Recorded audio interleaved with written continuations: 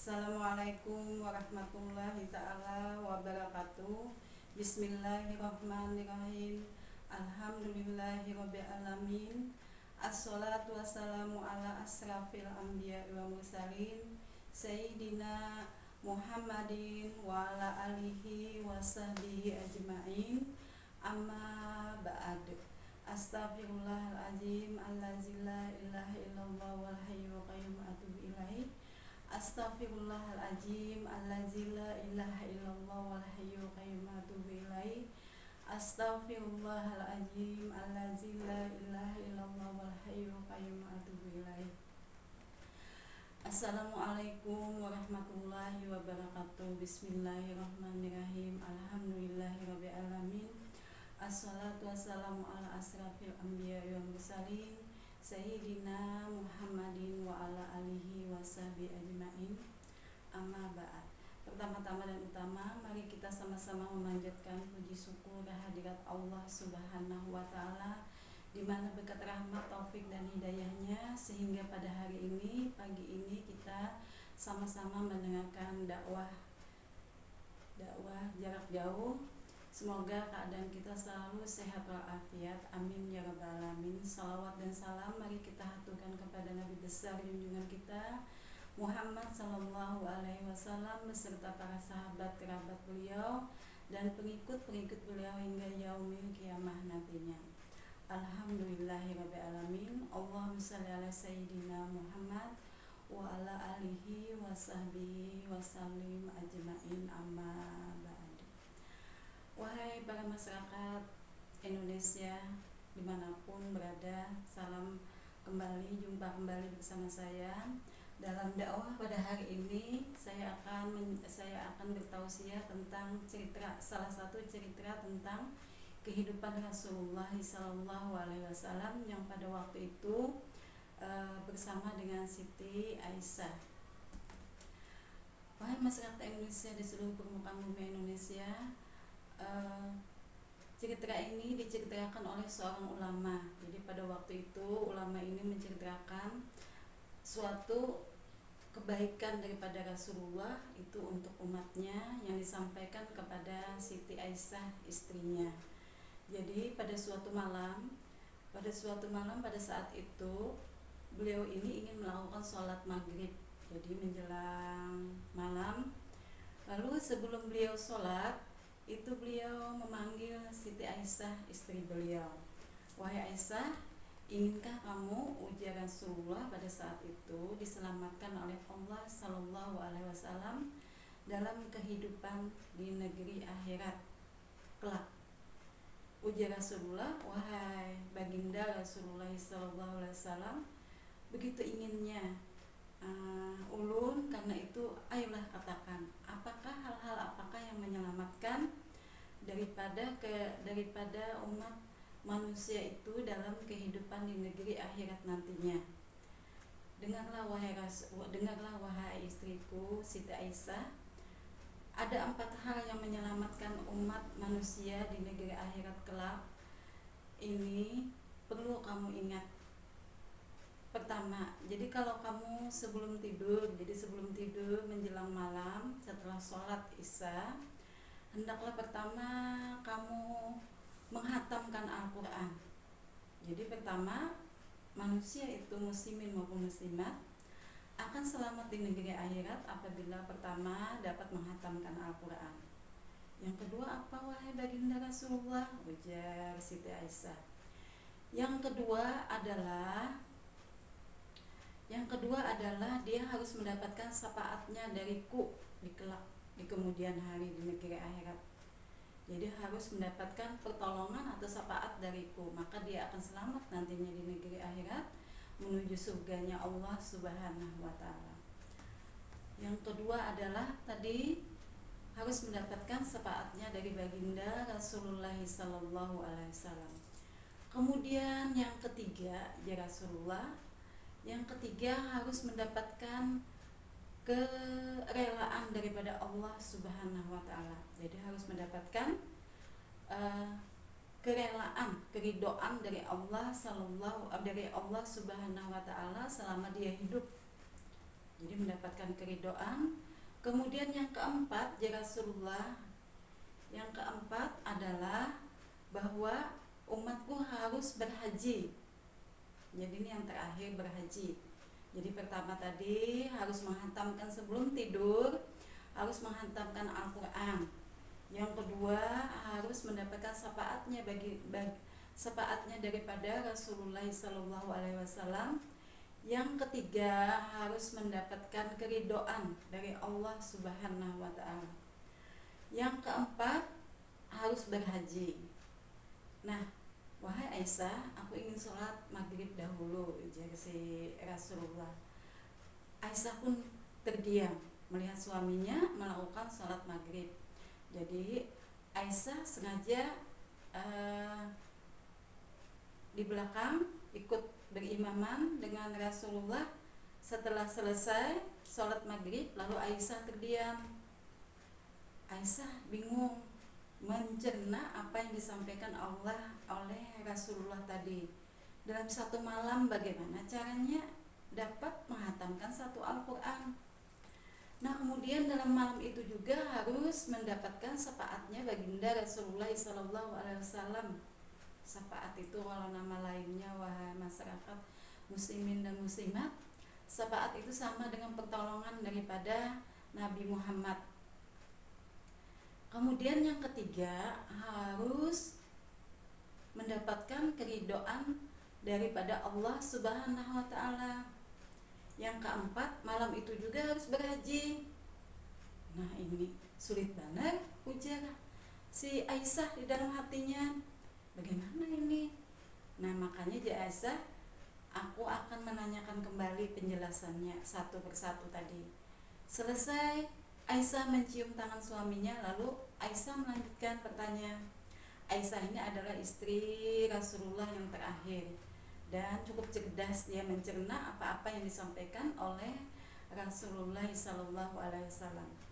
Jadi ya Aisyah, wahai suamiku Rasulullah SAW, bolehkah aku kembali mengulangi pertanyaan tadi? Nah, ya boleh aja ya Rasulullah. Pertanyaannya kamu pasti tahu jawabannya tadi. Sebelum tidur harus melaksanakan yang 4 tadi.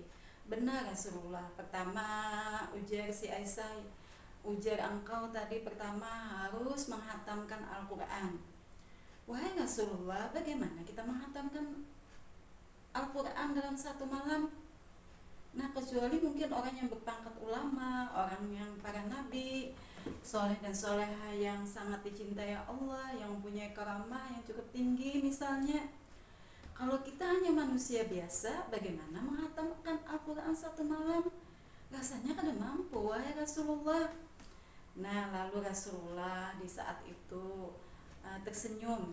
Dia memandang istrinya, wahai Rasulullah, wahai Aisyah, apabila umatku tidak mampu melakukan mengaji atau baca Al-Quran dalam malam itu satu hatam, tamat sampai ke ujung Al-Quran, nah maka dia boleh, ujar Allah Subhanahu wa Ta'ala, itu menggantikannya dengan membaca Fatihah, dengan membaca surah Al-Ikhlas.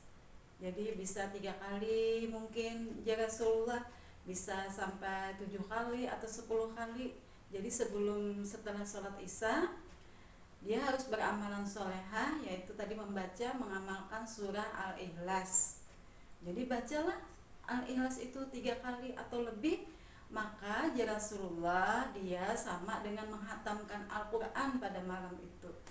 Nah, legalah hati Aisyah istri Rasulullah tadi. Wahai Rasulullah, betapa aku bangganya mendengar berita yang kau sampaikan ini. Nah, sekarang yang kedua, wahai Rasulullah, bagaimana cara manusia itu mendapatkan syafaat dari kamu pada saat di negeri akhirat nanti? Sedangkan syafaat atau pertolongan dari kamu itu sangat penting dan sangat diharapkan oleh manusia. Rasulullah pun kembali tersenyum. Wahai istriku ya Rasulullah, syafaat dariku itu mudah didapatkan. Nah, perbanyaklah baca sholawat kepadaku. Jadi sholawat itu macam-macam. cari aja yang termudah dan silahkan baca, mungkin 100 kali, mungkin 200 kali, mungkin 1000 kali, sebagaimana manusia itu mampu melakukannya. Akhirnya penjelasan kedua itu memuaskan hati Siti Aisyah. Terima kasih wahai suamiku, ini penjelasan yang cukup membantu umat Islam di seluruh permukaan bumi. Kelak walaupun engkau mungkin suatu saat sudah tiada. Wahai Rasulullah Sallallahu Alaihi Wasallam, bagaimana dengan penjelasan pertanyaan yang ketiga itu? Wahai istriku, ujar Rasulullah, amalan yang ketiga ini adalah harus mendapatkan keridhaan daripada Allah Subhanahu wa Ta'ala. Walaupun dalam hadis lain tuh ada bahwa ridho Allah itu terletak pada ridho orang tua, tetapi ridho Allah Subhanahu wa Ta'ala lebih tinggi kedudukannya daripada ridho orang tua kepada anaknya.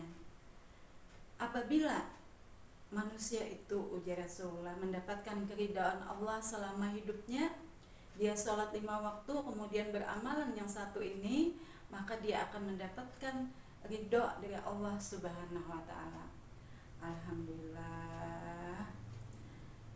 Wahai Rasulullah, bagaimana cara mendapatkan keridhaan daripada Allah Subhanahu wa Ta'ala itu?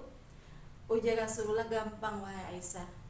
Ternyata untuk mendapatkan ridhonya Allah Subhanahu wa Ta'ala kepada umat manusia, baik muslimin dan muslimat, mukminin dan mukminat, ataupun manusia biasa, maka dia perbanyaklah baca istighfar.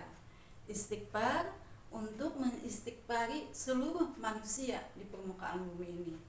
Istighfar apakah itu wahai Rasulullah? Ujar Aisyah. Ternyata kita semua harus mengistighfari muslimin dan muslimat. Contoh bacaannya begini ya Rasulullah. Astaghfirullahaladzim lil mu'minin wal mu'minat. Astaghfirullahaladzim lil mu'minin wal mu'minat. Astaghfirullahaladzim lil mu'minin wal mu'minat. Nah, ini bentuk semacam sedekah yang tidak terasa kepada sesama manusia. Kita mengistighfari kepada Allah bahwa wahai Allah, ini muslimin dan muslimat permukaan bumi ini, ampuni dosa mereka. Ini ya Allah, muslimin dan muslimat, ampuni dosa-dosa mereka. Itu berulang-ulang ya Rasulullah, dibaca mungkin 100 kali, mungkin 70 kali, mungkin 100 kali, bahkan lebih, sekemampuan daripada manusia itu. Nah, jadi apabila dia mengamalkan sebelum tidur istighfar untuk muslimin dan muslimat, maka dia akan mendapatkan keridhaan daripada Allah Subhanahu wa Ta'ala. Ridho itu dalam arti bahasa nyamannya itu adalah kerelaan. Jadi rela. Allah rela dia masuk surga. Allah rela mengampuni dosa-dosanya misalnya. Allah rela mengabulkan semua hajat dan doanya. Ini karena dia tadi banyak beristighfar untuk sesama manusia. Aisyah tadi merasa lega dan tersenyum. Wahai suamiku, sudah tiga kunci akhirat tadi engkau buka. Sekarang bagaimana dengan kunci yang keempat? Nah, kunci yang keempat tadi beramalan sholehah sebelum tidur, maka dia akan selamat di negeri akhirat. Jadi setiap tidur itu aja yang dibaca. Nah, ternyata yang keempat itu harus berhaji atau berhajah. Wahai Rasulullah, bagaimana sedangkan umat manusia itu tidak semuanya kaya, tidak semuanya sugih. Nah, bahkan mungkin banyak yang miskin. Karena tuntutan kehidupan zaman mungkin makin tinggi, semua harga tambah mahal misalnya. Jadi kemajuan teknologi menuntut manusia harus bekerja keras untuk memperoleh uang, memperoleh gaji, pemasukan itu lebih banyak. Untuk hidup aja wahai Rasulullah mungkin dia tidak berkecukupan, apalagi harus berhaji. Kemudian Rasulullah itu tersenyum. Wahai Aisyah istriku, ternyata untuk mendapatkan berhaji itu juga sangat mudah, ada gantinya. Jadi amalan berhaji yang tidak mampu berhaji ya kada jadi masalah sekalinya. Wahai Rasulullah, perbanyaklah, wahai istriku Aisyah, perbanyaklah baca tasbih. Nah, tasbih itu memuji Allah. Pujilah Allah sebanyak-banyaknya sebelum tidur. Berarti kedudukan kamu apabila kamu banyak bertasbih pada malam hari, itu kedudukan kamu sama dengan berhaji. Wahai Rasulullah, ujar Aisyah, apakah tasbih yang diketujui, yang disenangi oleh Allah? Wahai Aisyah istriku, ujar Rasulullah, tasbih yang paling baik adalah tasbih yang ada 4, yaitu subhanallah walhamdulillah wala ilaha illallah wallahu akbar. Subhanallah walhamdulillah wala ilaha illallah wallahu akbar wala haula wala quwwata illa billahi aliyil azim. Subhanallah walhamdulillah wala ilaha illallah wallahu akbar wala haula wala quwwata illa billahi aliyil azim. Subhanallah walhamdulillah wala ilaha illallah wallahu akbar wala haula wala quwwata illa billahi aliyil azim. Masya Allah, ternyata tasbih yang 4 itu manfaatnya yang seperti itu. Jadi Rasulullah Shallallahu Alaihi Wasallam menyampaikannya dengan tuntas kepada istrinya Aisyah radhiyallahu an dalam cerita dakwah, cerita tentang Rasulullah. Jadi Rasulullah itu memberikan kunci keselamatan di negeri akhirat sebelum tidur. Jadi sebelum tidur, wahai muslimin dan muslimat, menurut cerita ulama yang bercerita tentang Rasulullah ini menyampaikan ada 4 hal tadi. Ada 4 hal yang menyelamatkan manusia di negeri akhirat sebelum tidur. Pertama, dia harus menghantamkan Al-Quran. Yang kedua, dia harus bersalawat, harus mendapatkan syafaatnya baginda Rasulullah Sallallahu Alaihi Wasallam. Yang ketiga, manusia itu harus mendapatkan keridhaan daripada Allah Subhanahu Wa Taala. Yang keempat, manusia itu ternyata harus mencapai gelar haji atau berhaja. Nah, yang keempat ini pun sudah diberi keringanan oleh Rasulullah. Ada jalan keluarnya tadi, yang 4 tadi, seperti yang diceritakan oleh Rasulullah Sallallahu Alaihi Wasallam kepada istrinya Aisyah. Ini adalah salah satu cerita yang sangat bermanfaat untuk muslimin dan muslimat di seluruh permukaan bumi Indonesia. Nah, seperti takutnya seorang nenek. Jadi ada nenek itu sangat takut ketika Rasulullah berceramah mengatakan bahwa hai umatku, semua yang berada di surga itu, semua manusia yang masuk surga itu wajahnya cantik-cantik, wajahnya rupawan-rupawan, kemudian berusia muda, usianya kira-kira 30 tahun sampai mencapai 35 tahun. Jadi tidak ada yang tua, tidak ada yang keriput, pokoknya semua cantik-cantik, semua rupawan-rupawan. Akhirnya ada seorang nenek pada waktu itu di masjid menangis langsung. Nah, ini salah satu cerita juga menjadikan contoh teladan bagi kita. Menangis si nenek ini, wahai Rasulullah, bagaimana dengan diriku? Nah, bagaimana dengan diriku ini? Aku ini tua, reot, sudah tua, umurku ini lebih daripada 80 tahunan, misalnya lebih pada 90 tahunan. Lihati aku beramalan soleha, sholat pun seadanya, sekemampuanku. Bagaimana kedudukanku? Mungkinkah aku bukan penduduk surga karena aku sudah tua? Lalu Rasulullah menyentuh bahu si nenek ini dan tersenyum. Wahai nenek, iya betul, Di surga tidak ada yang tua, tidak ada yang sangat reot, tidak ada yang jelek. Pokoknya cantik semua, rupawan semua. Iya itu Rasulullah, aku ini pun bagaimana nasibku. Nah lalu Rasulullah ketawa. Nenek jangan khawatir, wajah nenek nantinya akan berubah seusia waktu nenek berumur 30 tahun atau 35 tahun, dan nenek pun malah ditambahi oleh Allah sangat cantik seperti bidadari.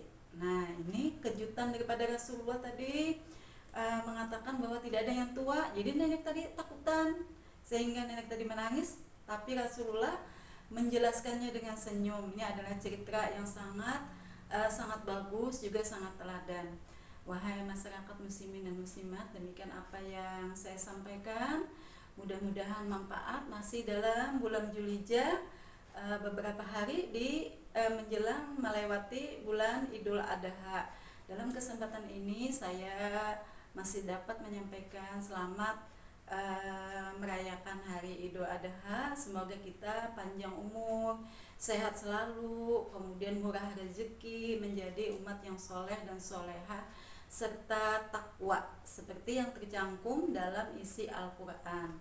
Mari sama-sama kita berdoa untuk umatnya Rasulullah Sallallahu Alaihi Wasallam, untuk kita semua. Amin amin ya rabbal alamin. Bismillahirrahmanirrahim. Alhamdulillahirabbil alamin. Allahumma shalli ala sayyidina Muhammad wa ala alihi washabihi wasallim. Allahumma firli mata sayyidina Muhammad, Allahumma arhamni mata sayyidina Muhammad, Allahumma astur mata sayyidina Muhammad, Allahumma asbur mata sayyidina Muhammad wa sallallahu alaihi wasallam.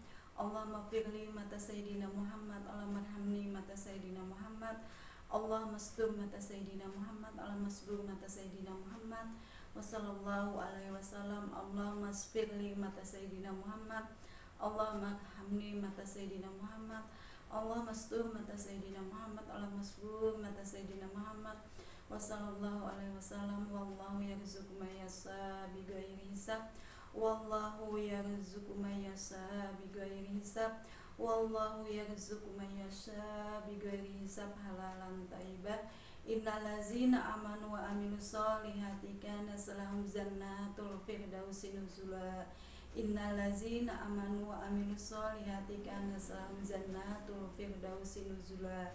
Innallazina amanu wa amilus solihati kana lahum jannatul firdausi nuzula. Rabbana atina fid dunya hasanah wa fil akhirati hasanah wa qina adzabannar.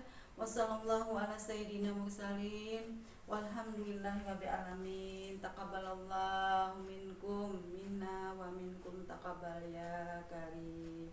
Assalamualaikum warahmatullahi taala wabarakatuh.